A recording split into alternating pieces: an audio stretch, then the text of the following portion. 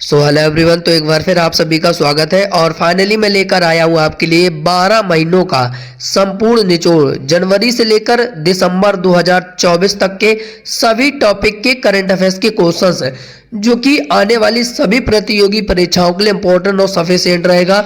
महा revision class है आज इस वीडियो को जरूर देखिएगा, क्योंकि ऐसे वो क्वेश्चन जो एग्जाम में जरूर पूछे जाएंगे आपसे, क्योंकि जिस तरीके से एएलपी, आरपीएफ, एसआई और जेई टेक्नीशियन में मैंने जिस तरीके से करंट अफेयर्स के क्वेश्चंस फंसाए थे और आने वाली सभी प्रतियोगी परीक्षाओं में 100% एग्जाम में क्वेश्चंस यहीं से पूछे जाएंगे।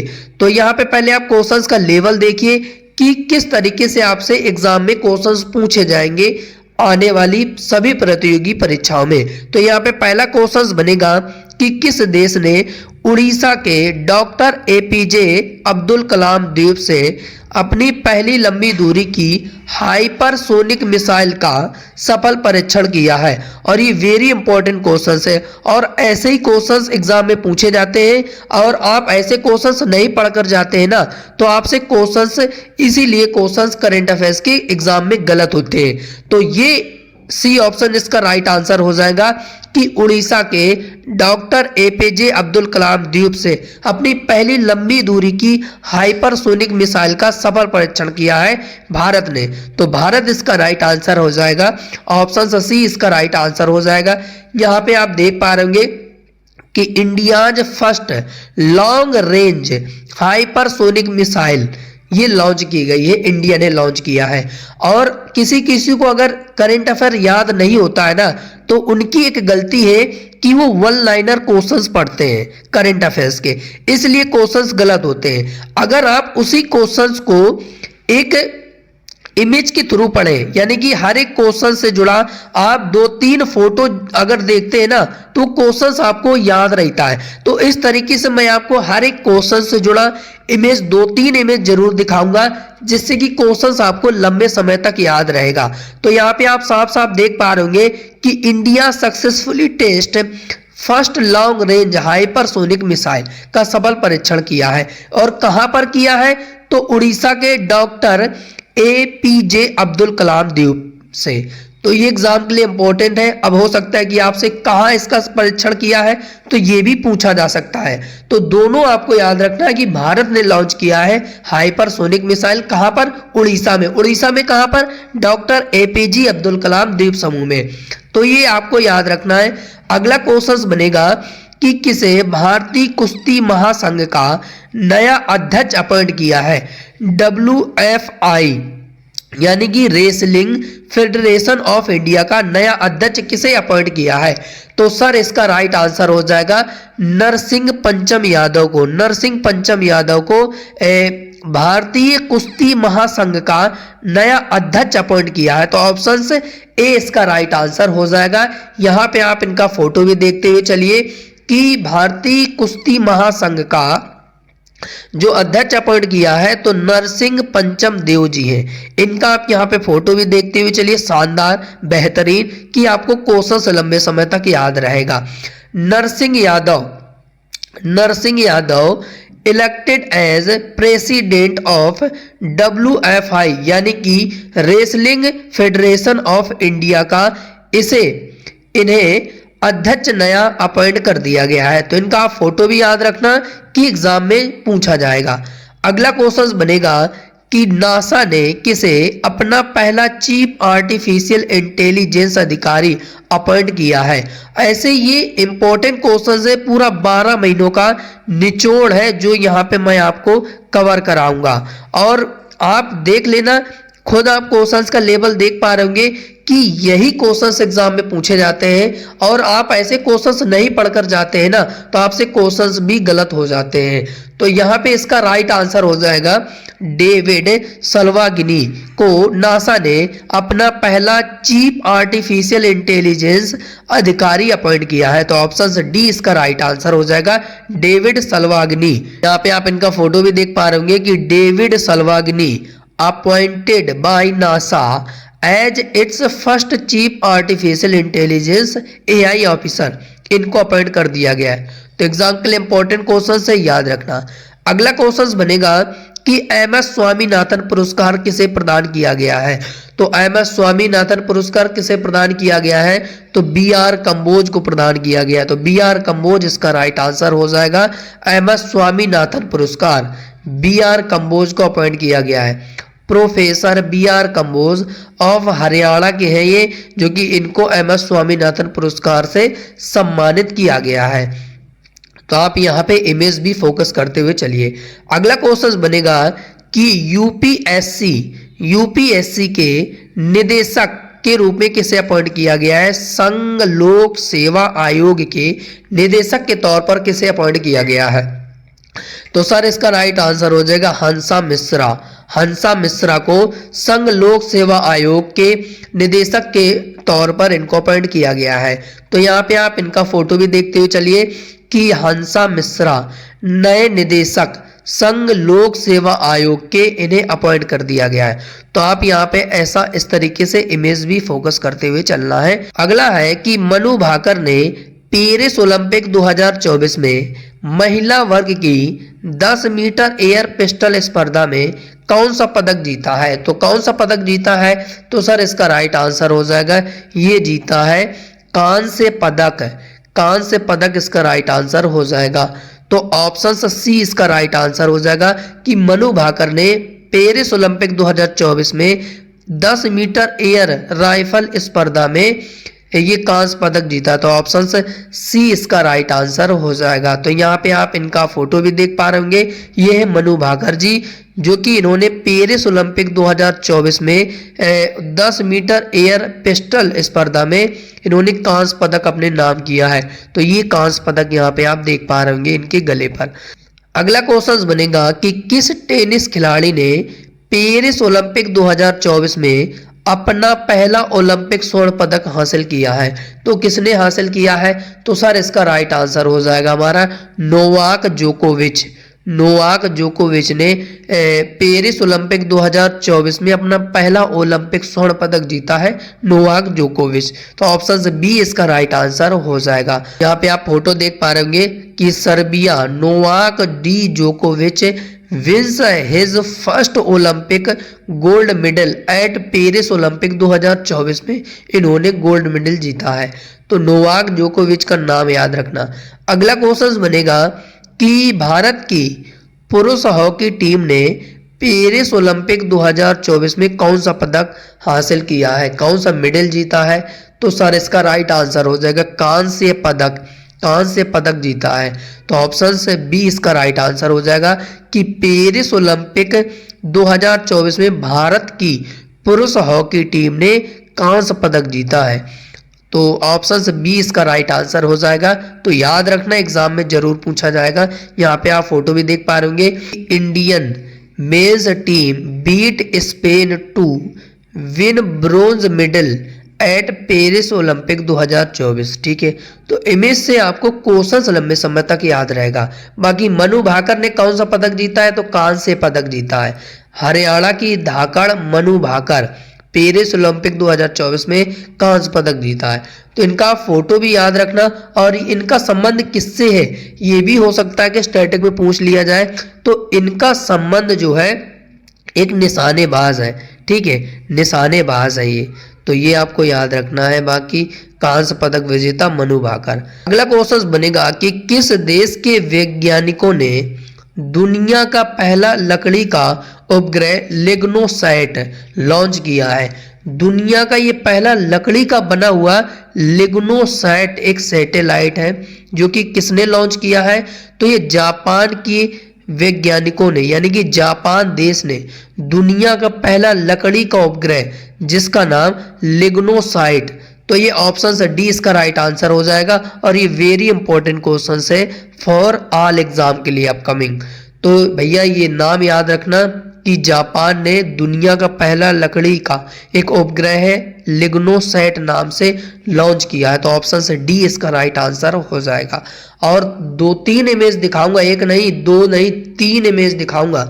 Japan to launch the world's first wooden satellite, यानी कि लकड़ी से बना हुआ सैटेलाइट है जो कि जापान ने लॉन्च किया है। अभी तक किसी ने लॉन्च नहीं किया है, सिर्फ जापान ने लॉन्च किया है। लकड़ी से बनी दुनिया की पहली सैटेलाइट है जो कि जापान ने लॉन्च किया, तो जापान इसका राइट आंसर हो जाएगा। यहाँ पे एक इमेज और देख लीजिए कि अंतरिक्ष के चक्कर लगाएगा लकड़ी से बना ये सैटेलाइट, लिग्नोसैट नाम से सैटेलाइट है जो कि जापान ने लॉन्च किया है। तो ये एग्जाम के लिए इंपॉर्टेंट है भैया, क्वेश्चन से याद रखना। अगला है कि ये भारत का पहला ग्रीन हाइड्रोजन ईंधन स्टेशन स्थापित किया गया है, कहाँ पर स्थापित किया गया है? तो सर इसका राइट आंसर हो जाएगा ये लद्दाख में स्थापित किया गया है। तो लद्दाख इसका राइट आंसर हो जाएगा कि भारत का ये पहला ग्रीन हाइड्रोजन ईंधन स्टेशन है जो कि लद्दाख में इसे स्थापित किया गया, एस्टेब्लिश किया गया है। तो यहाँ पे आप फोटो भी देख पा रहे कि India's first green hydrogen fuel station इन लद्दाख में एस्टेब्लिश किया है, स्थापित किया है। तो यहाँ पे आप दूसरा भी इमेज देखते हुए चलिए। इमेज से आपको क्वेश्चंस लंबे समय तक याद रहेगा। यहाँ पे मैं रटा नहीं रहा हूँ, बस दिमाग में रहेगा कि आपने कई इमेज देखी और ये क्वेश्चंस आपको याद हो गया। तो इस तरीके से आपको क्वेश्चंस लंबे समय तक याद रहेगा इमेज के जरिए।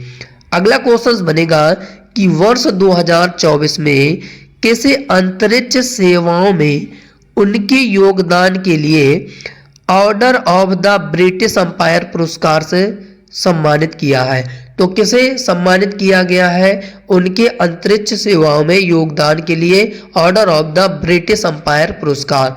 तो सर इसका राइट आंसर हो जाएगा सलमान रुश्दी। सलमान रुश्दी इसका राइट आंसर हो जाएगा। तो ऑप्शन से ए इसका राइट आंसर हो जाएगा। और ये इंपॉर्टेंट क्वेश्चन एग्जाम के लिए, तो याद रखना। तो ये है सलमान रुश्दी जो कि इनको क्या दिया गया है, कौन सा पुरस्कार? Order of the British Empire पुरस्कार। किसके क्षेत्र में? ये अंतरिक्ष सेवाओं और उनके योगदान के लिए इनको ये प्रदान किया गया है, Order of the British Empire पुरस्कार। अगला है कि पहली भारतीय महिला कौन है जिसे घुड़सवारी में अर्जुन पुरस्कार 2024 पाने वाली पहली भारतीय बनी है?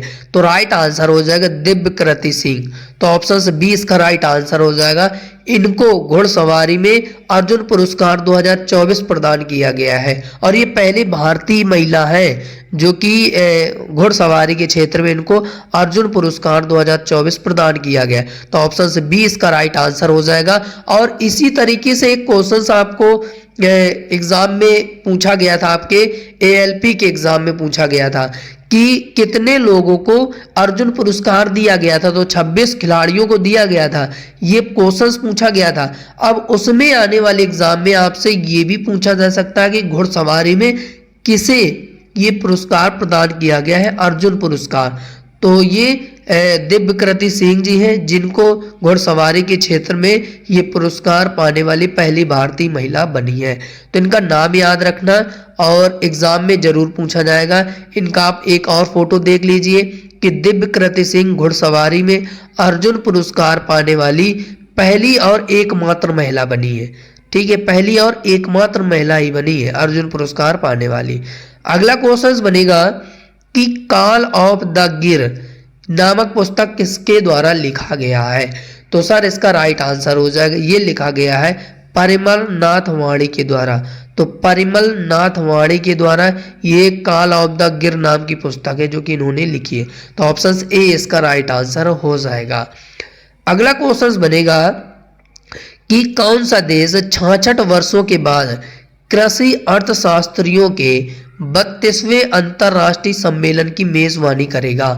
तो कौन सा देश करेगा 66 वर्षों के बाद 32वें अंतरराष्ट्रीय सम्मेलन की मेजबानी? तो सर इसका नाम आता है सामने इस देश का, भारत करेगा इस बार। तो भारत इसका राइट आंसर हो जाएगा। तो ऑप्शन से बी इसका राइट आंसर हो जाएगा कि 66 वर्षों के बाद 66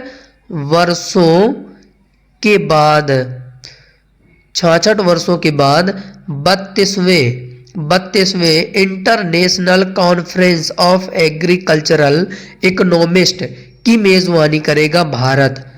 तो भारत यहाँ पे इसका राइट आंसर हो जाएगा और न्यू दिल्ली में इसका आयोजन किया जाएगा। तो ये भी आपको याद करते हुए चलना है। तो आप यहाँ पे इनका फोटो भी देख पा रहेंगे और इनॉग्रेट कौन करेगा, तो मोदी जी इसका उद्घाटन करेंगे। तो ये भी आपको याद रखना है। अगला क्वेश्चन बनेगा मोस्ट इंपॉर्टेंट क्वेश्चन है, वेरी इंपॉर्टेंट क्वेश्चन, कि भारत के 51वें मुख्य न्यायाधीश के रूप में किसे अपॉइंट किया गया है। तो किसे अपॉइंट किया गया है, तो सर इसका राइट आंसर हो जाएगा जस्टिस संजीव खन्ना को अपॉइंट किया गया। लेकिन इसके पहले कौन थे, तो DY चंद्रचूड़ थे। अब इनकी जगह इनको अपॉइंट कर दिया गया है जस्टिस संजीव खन्ना। अब ये 51वें मुख्य न्यायाधीश होंगे भारत के। तो ऑप्शन ए इसका राइट आंसर हो जाएगा। अब संजीव खन्ना जी का आप यहाँ पे फोटो भी देख पा रहे होंगे कि justice Sanjiv Khanna the next CJI, ये भारत के 51वें CJI होंगे। तो ये इनका नाम याद रखना एग्जाम के लिए इंपॉर्टेंट है। बाकी इमेज भी आप देख पा रहे होंगे कि justice Sanjiv Khanna take oath as 51वें चीफ जस्टिस ऑफ इंडिया के तौर पर इनको अपॉइंट किया गया।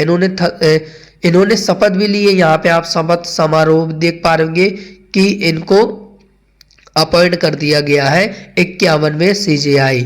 तो याद रखना एग्जाम के लिए इंपॉर्टेंट है वो। अगला है कि स्वच्छ सर्वेक्षण पुरस्कार 2023 में किस शहर ने सबसे स्वच्छ शहर का खिताब जीता है। तो इंदौर और सूरत ने जीता है। तो इन दोनों राज्यों ने स्वच्छ सर्वेक्षण पुरस्कार 2023 में सबसे स्वच्छ शहर का खिताब जीता है। तो ए और बी इसका राइट आंसर हो जाएगा। इंदौर और सूरत दोनों इसके राइट आंसर हो जाएगा। इमेज भी आप देख लीजिए कि स्वच्छ सर्वेक्षण अवार्ड 2023 में इंदौर एंड सूरत ने इस खिताब को जीता है क्लीनेस्ट सिटी के तौर पर। तो ये याद रखना एग्जाम के लिए इंपॉर्टेंट है। अगला है कि उत्तर प्रदेश सरकार ने किसे उत्तर प्रदेश गौरव सम्मान पुरस्कार प्राप्त हुआ है। तो ऋतु करिधर और नवीन तिवारी, इन दोनों को उत्तर प्रदेश गौरव सम्मान प्राप्त हुआ है। तो इन दोनों का नाम याद रखना।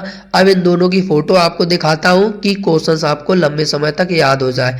ये है डॉक्टर ऋतु करिधर, ठीक है, और ये है नवीन तिवारी, जो कि इनको उत्तर प्रदेश का गौरव सम्मान पुरस्कार प्राप्त हुआ है। तो इंपॉर्टेंट क्वेश्चन है, याद रखना।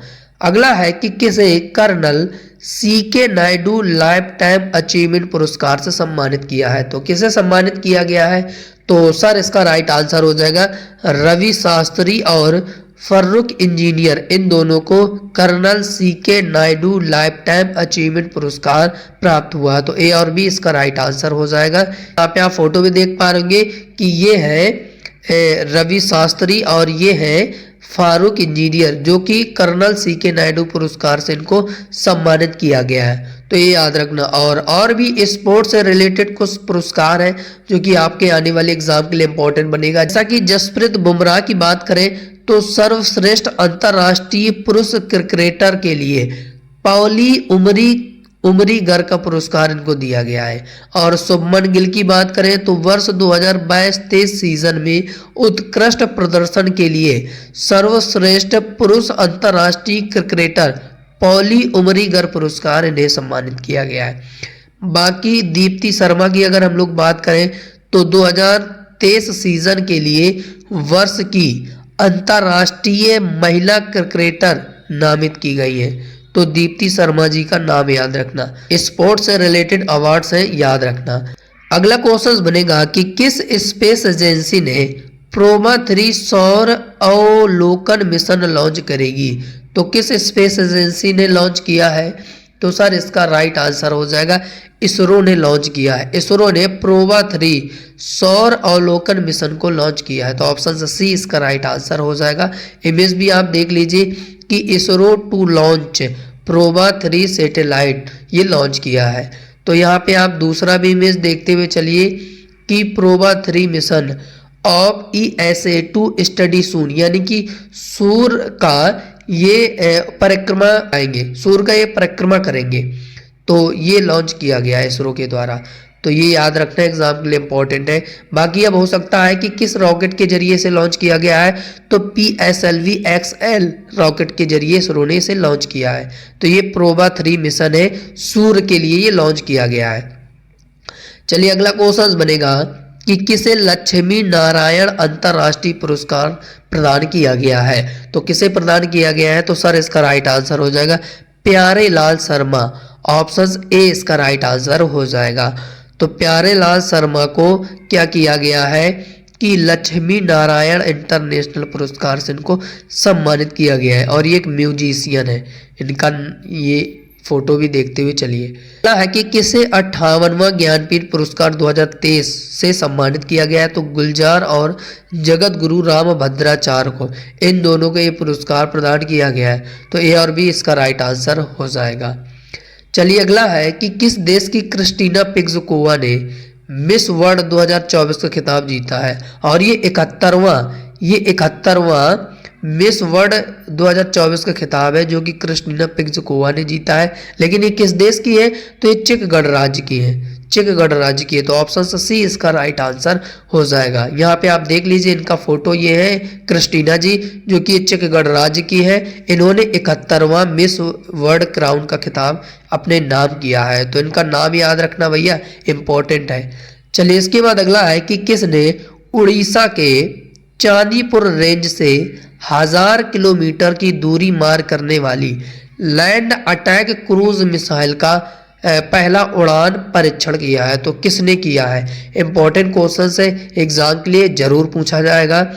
तो सर इसका राइट आंसर हो जाएगा ये DRDO ने लॉन्च किया है। किसने लॉन्च किया है, DRDO इसका राइट आंसर हो जाएगा कि DRDO ने उड़ीसा के चांदीपुर रेंज से 1000 किलोमीटर की दूरी मार करने वाली लैंड अटैक क्रूज मिसाइल का पहला उड़ान परीक्षण किया है। तो ऑप्शन से डी इसका राइट आंसर हो जाएगा। यहाँ पे आप इमेज भी देखते हुए चलिए कि DRDO successfully test long range land attack missile off Orissa के चांदीपुर रेंज से ये लॉन्च किया है।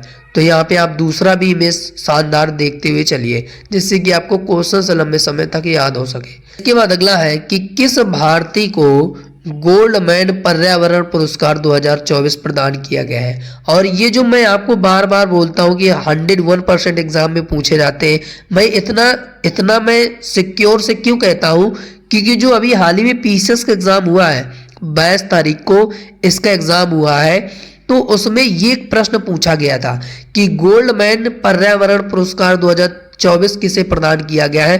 तो आलोक शुक्ला को प्रदान किया गया है। और ये वाकई में एग्जाम में पूछा गया क्वेश्चन है। आप यहाँ पे स्क्रीनशॉट भी यहाँ पे देख पा रहे होंगे, स्क्रीन पर नजर आ रही होगी कि गोल्डमैन पर्यावरण पुरस्कार 2024 आलोक शुक्ला को प्रदान किया गया है। और मैं इसलिए नहीं ये बार बार कहता हूँ कि एग्जाम के लिए इंपॉर्टेंट रहेगा, पूछा जाएगा, जरूर पूछा जाएगा।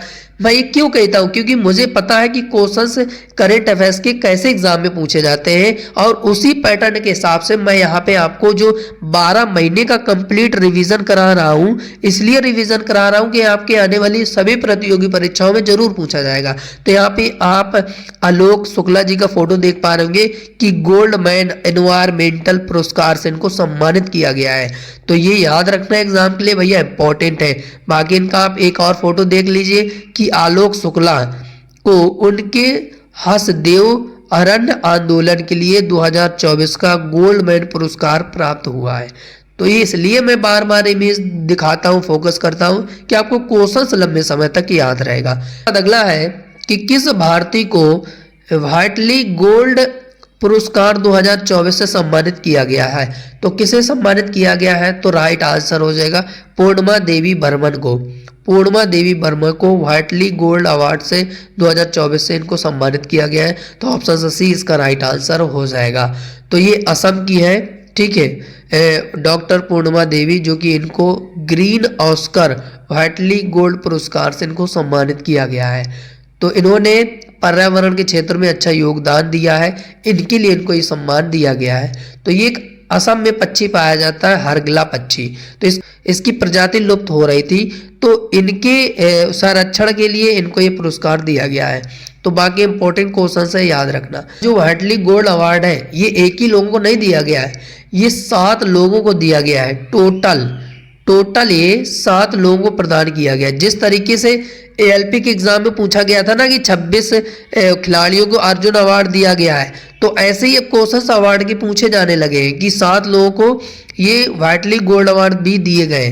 तो ये ऐसे भी एग्जाम में पूछा जा सकता है, मैं आपको बता रहा हूं। तो ये याद रखना एक नज़र कि जो व्हाइटली गोल्ड अवार्ड है 2024 का, तो कुल 7 लोगों को दिया गया है। और भारत में किसे दिया गया है, तो भारत में पूर्णिमा देवी वर्मन को दिया गया है। तो ये याद रखना, तो ये आपको याद रखना है। अगला क्वेश्चन बनेगा कि किस लेखक को साहित्य अकादमी फेलोशिप पुरस्कार से सम्मानित किया गया है। तो किसे सम्मानित किया गया है, तो राइट आंसर हो जाएगा रस्किन बॉन्ड। रस्किन बॉन्ड इसका राइट आंसर हो जाएगा। तो ऑप्शन से बी इसका राइट आंसर हो जाएगा। Sahitya Akademi fellowship award to Ruskin Bond को प्रदान किया गया है। तो ये है रस्किन बॉन्ड, जिनको साहित्यिक अकादमी फेलोशिप अवार्ड इनको दिया गया है। और इनको 1999 में पद्मश्री और 2019 को पद्म भूषण ये पुरस्कार भी दिया गया था। तो ये इनका नाम इम्पोर्टेंट है भैया, याद रखना। चलिए इसके बाद अगला है कि भारत ने किस राज्य में स्थित मराठा सैन्य परिदृश्य को यूनेस्को की विश्व विरासत सूची में शामिल करने के लिए नामांकित किया है। तो सर इसका राइट आंसर हो जाएगा हमारा ये महाराष्ट्र और तमिलनाडु, इन दोनों राज्यों में जो मराठा सैन्य परिदृश्य है इसको यूनेस्को की विश्व विरासत सूची में नामांकित करने का फैसला किया है। तो ऑप्शन सी इसका राइट आंसर हो जाएगा। इमेज भी आप देख लीजिए कि Maratha military landscapes will in India's nomination for UNESCO की विश्व धरोहर सूची में शामिल किया है। तो ये है विरासत स्थल जो कि यूनेस्को की विश्व धरोहर सूची में शामिल किया गया है। तो एग्जाम के लिए इम्पोर्टेंट है, ये महाराष्ट्र और तमिलनाडु के ये लैंडस्केप है, तो याद रखना। अगला है कि फरवरी 2024 में जारी की गई हैंडले पासपोर्ट इंडेक्स 2024 में भारत की रैंक क्या है। जो फरवरी 2024 में डेटा जारी हुआ था हैंडले पासपोर्ट इंडेक्स का, तो उसका राइट आंसर हो जाएगा 85वें स्थान पर है, 85 स्थान पर है। तो ऑप्शन ए इसका राइट आंसर हो जाएगा। तो ये याद रखना कि जो फरवरी 2024 में जारी की गई है उसमें भारत की रैंक क्या है, 85 है। बाकी पहले स्थान पर कौन है, फ्रांस है। तो ये भी याद रखना साथ ही साथ। चलिए इसके बाद अगला है कि साइबर क्राइम रिपोर्ट में भारत दुनिया भर में किस स्थान पर है 2023 की रिपोर्ट के अनुसार। तो इसका राइट आंसर हो जाएगा 80वें स्थान पर है। तो ऑप्शन सी इसका राइट आंसर हो जाएगा। चलिए इसके बाद अगला क्वेश्चन बनेगा कि अंतर्राष्ट्रीय बौद्धिक संपदा सूचकांक 2024 में भारत की रैंक क्या है।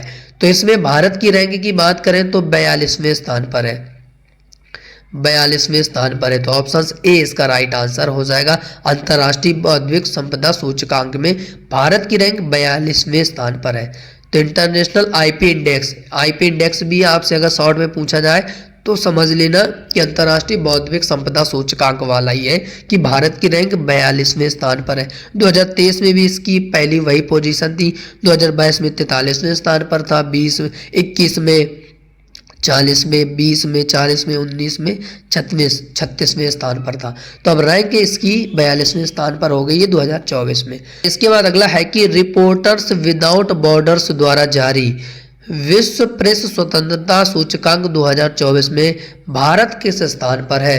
तो भारत की रैंक 159वीं है, 159वें स्थान पर है भारत।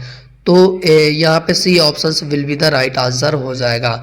बाकी जुखाम देखो मुझे बहुत भयंकर है, तो जो मेरी जैसी आवाज़ अगर फट रही हो, कोई इशू आ रहा हो, तो वो सब इग्नोर करके आप सीधा कंटेंट पर फोकस करिएगा, क्योंकि मुझे 4-5 दिन से बहुत भयंकर जुखाम है और बुखार भी आ रहा है, तो इसलिए मेरी आवाज़ थोड़ी सी आपको अजीब लग रही होगी। तो बाकी आप कंटेंट पर फोकस करिए जो एग्ज़ाम में पूछा जाएगा, जिससे आपको हेल्प मिलेगा, बस वही चीज़ आपको यहाँ पे फोकस करना है। बाकी आवाज़ तो आज नहीं तो कल सही हो जाएगी। यहाँ पे आप देख लीजिए दूसरा कि 159वें स्थान पर है Bharat world press freedom index 2024 में। चलिए इसके बाद अगला है कि कौन सा देश जापान को पीछे छोड़ते हुए विश्व का तीसरा सबसे अधिक सौर ऊर्जा उत्पादक देश बना है। तो कौन सा देश बना है? तो सर इसका राइट आंसर हो जाएगा, ये बना है भारत। भारत इसका राइट आंसर हो जाएगा। इंडिया जापान को पीछे छोड़ते हुए विश्व का तीसरा सबसे अधिक सौर ऊर्जा उत्पादक देश बना है। तो भारत इसका राइट आंसर हो जाएगा। यहाँ पे आप देख लीजिए कि India becomes world's third largest solar power generator overtake, यानी कि जापान को इसने पीछे छोड़ दिया है। तो तीसरा जो सबसे सौर ऊर्जा उत्पादक देश बना है वो बना है भारत, जापान को पीछे छोड़ते हुए। तो ये याद रखना, एग्जाम में पूछा जाएगा।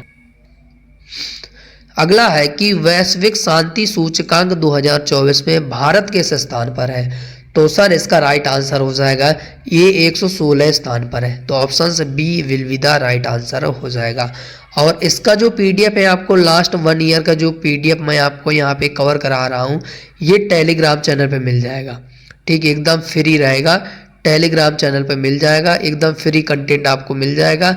तो वीडियो के डिस्क्रिप्शन बॉक्स पर टेलीग्राम चैनल का लिंक लगा हुआ है, प्लीज़ वहाँ से इस पीडीएफ को एक बार रिवीजन जरूर करना, क्योंकि ये लास्ट 12 महीनों का संपूर्ण निचोड़ है, जिसमें मैं आपको हर एक टाइप के करंट अफेयर्स के क्वेश्चंस यहाँ पे कवर करा रहा हूँ।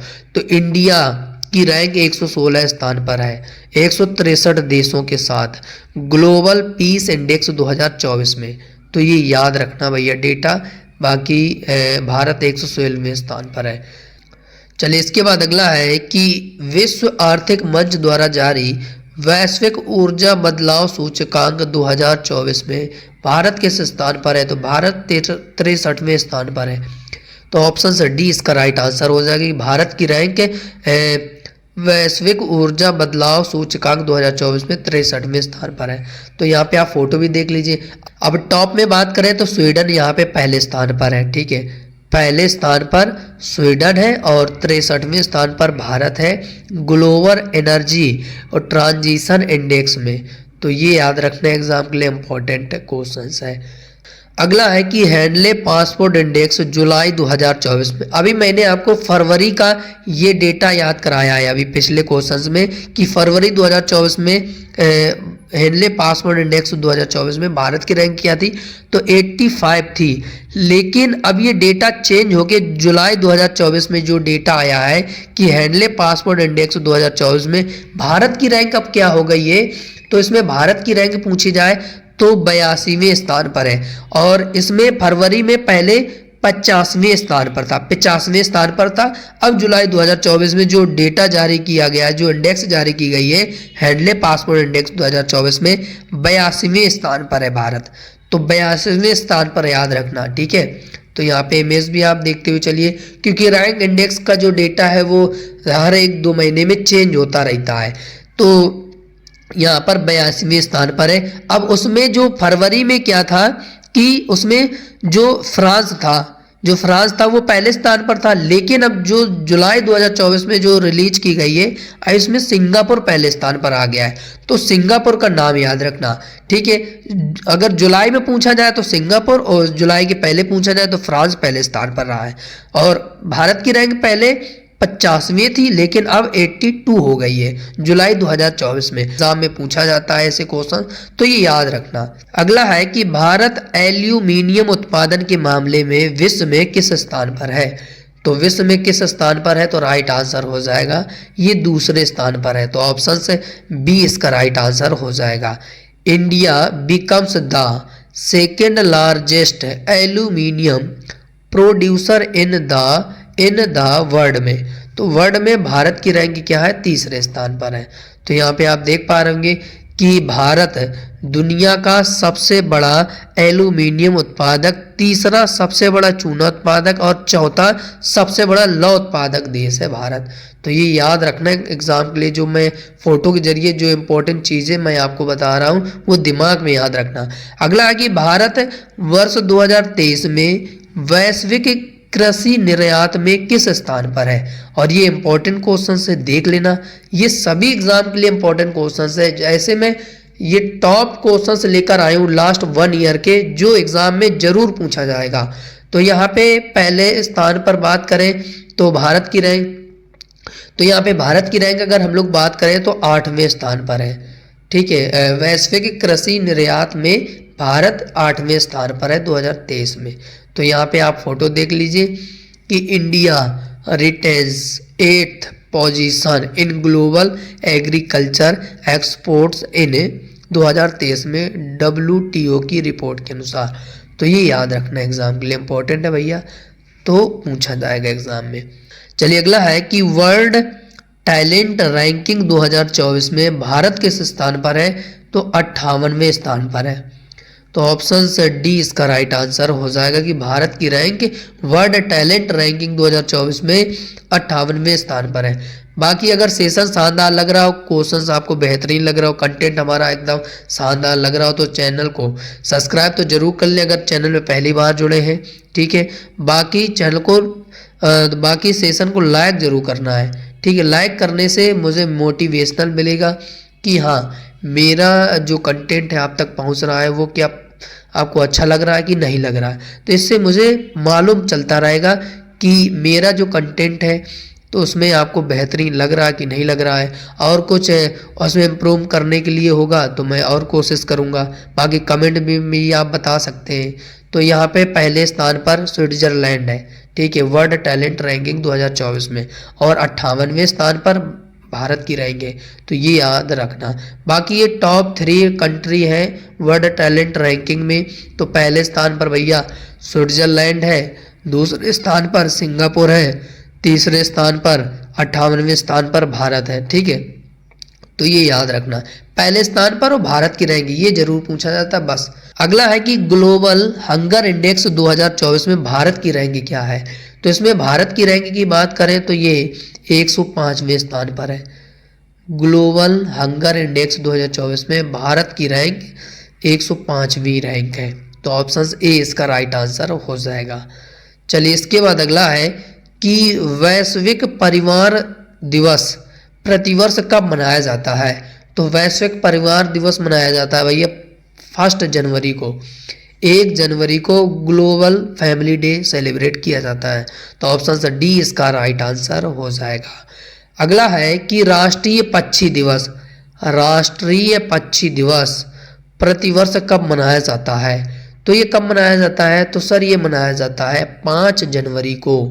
5 जनवरी इसका राइट आंसर हो जाएगा कि नेशनल बर्ड डे 5 जनवरी को सेलिब्रेट किया जाता है। अगला है कि प्रवासी भारतीय दिवस कब मनाया जाता है? तो ये मनाया जाता है सर 9 जनवरी को। 9 जनवरी को मनाया जाता है भारतीय प्रवासी दिवस। तो 9 जनवरी इसका राइट आंसर हो जाएगा। चलिए इसके बाद अगला क्वेश्चन बनेगा कि विश्व हिंदी दिवस कब मनाया जाता है? तो ये विश्व हिंदी दिवस कब मनाया जाता है? तो सर ये मनाया जाता है 10 जनवरी को। तो 10 जनवरी को मनाया जाता है विश्व हिंदी दिवस। तो ऑप्शन से सी इसका राइट आंसर हो जाएगा कि वर्ल्ड हिंदी डे कब मनाया जाता है? 10 जनवरी को मनाया जाता है। चलिए इसके बाद अगला है कि राष्ट्रीय युवा दिवस, नेशनल यूथ डे। इम्पोर्टेंट, ये काफ़ी बार एग्जाम में पूछा जा चुका है राष्ट्रीय युवा दिवस। तो राइट आंसर हो जाएगा ये 12 जनवरी को। आप सभी को पता होगा कि 12 जनवरी को राष्ट्रीय युवा दिवस मनाया जाता है। तो यहाँ पे आप इनका फोटो भी देखते हुए चलिए, नेशनल यूथ डे 12 जनवरी को सेलिब्रेट किया जाता है। अगला है कि इंडियन आर्मी डे कब मनाया जाता है? भारतीय सेना दिवस।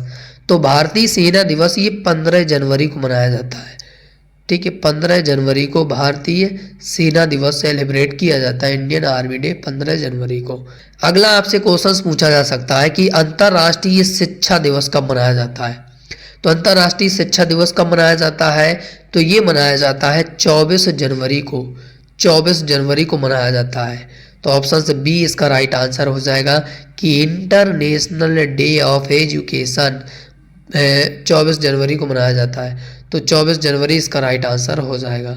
अगला है कि भारत में राष्ट्रीय बालिका दिवस कब मनाया जाता है? National girl child day.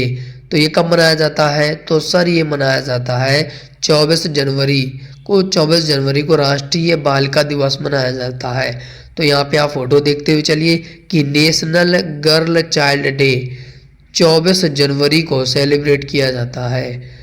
तो और साथ ही साथ जो 11 अक्टूबर को सेलिब्रेट किया जाता है वो अंतर्राष्ट्रीय बालिका दिवस मनाया जाता है।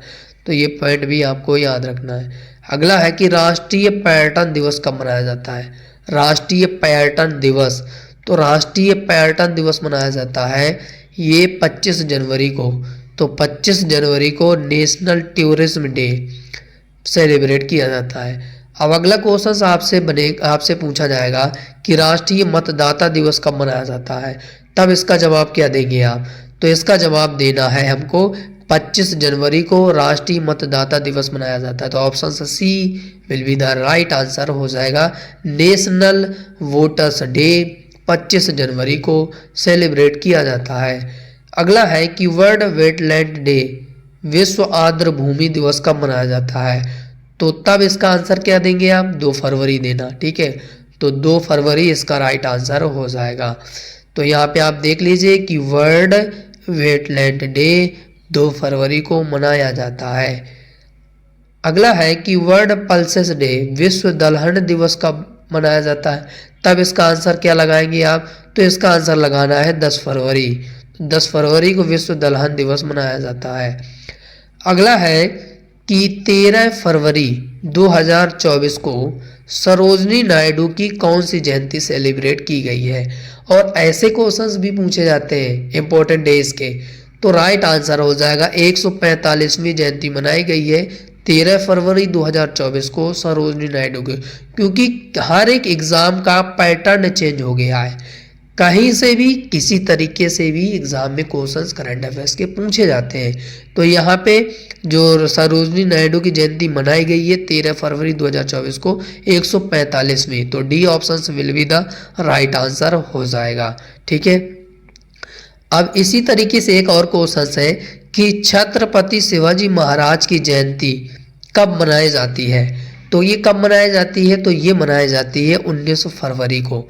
ऐसे भी एग्जाम में क्वेश्चंस पूछे जाते हैं। जहां तक मेरा हो सकेगा मानना कि जब जब जिस हिसाब से एग्जाम में क्वेश्चंस पूछे जाएंगे सिर्फ उसी एग्जाम के पैटर्न के हिसाब से मैं यहाँ पे करंट अफेयर्स के क्वेश्चंस आपको रिवीजन कराऊंगा।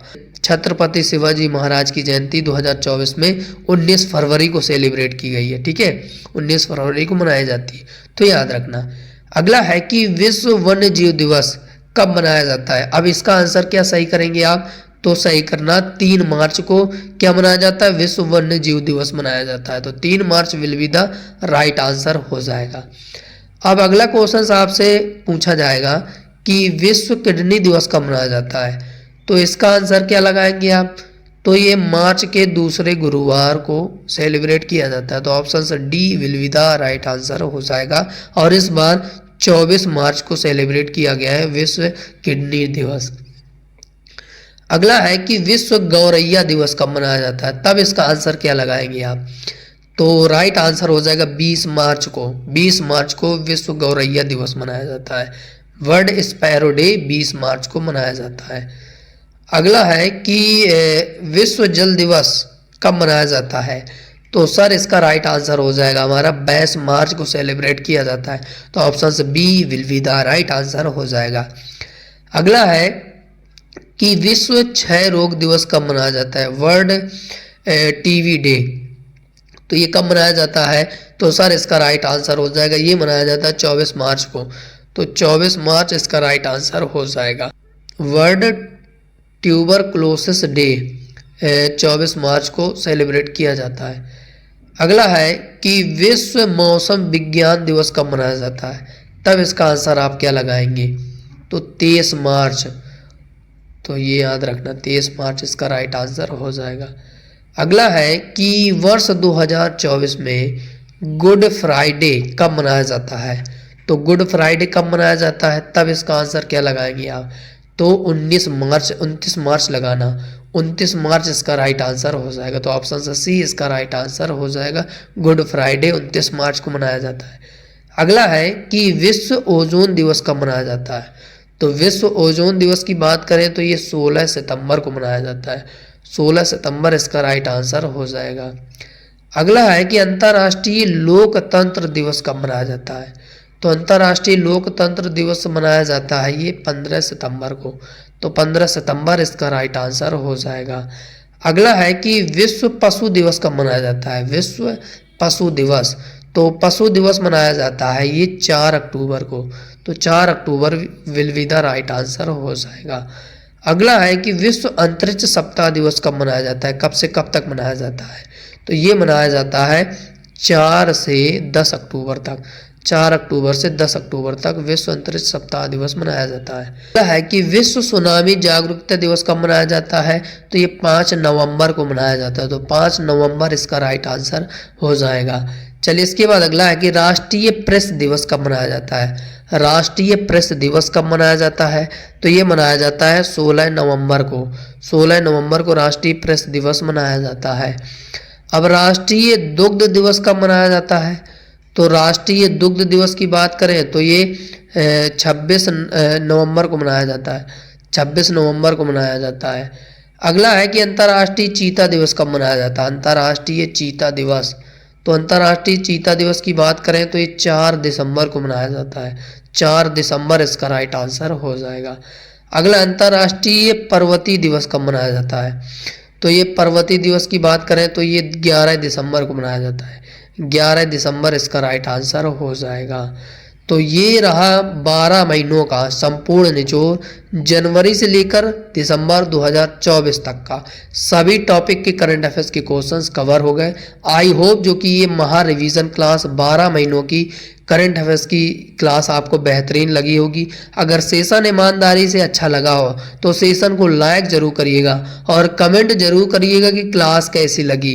बाकी चैनल में पहली बार जुड़े हैं तो चैनल को सब्सक्राइब जरूर कर लीजिएगा और स्टडी ग्रुप यार दोस्तों को आप जरूर शेयर करिएगा कि यहाँ पे कैसे कंटेंट प्रोवाइड किए जाते हैं और जो कंटेंट प्रोवाइड किए जाएंगे वही 101% एग्जाम में जरूर पूछा जाएगा। आप खुद प्रूफ देख लीजिए स्क्रीन पर कि जो पढ़ाएंगे वो एग्जाम में जरूर आएगा। तो आज के लिए इतना ही, मिलते हैं अगले वीडियो पर। तब तक के लिए जय हिंद, जय भारत, वंदे मातरम। अगर मेरी मेहनत आपको अच्छी लगी हो तो चैनल को सब्सक्राइब तो जरूर कर लीजिएगा और साथ ही साथ लाइक जरूर करके जाइएगा।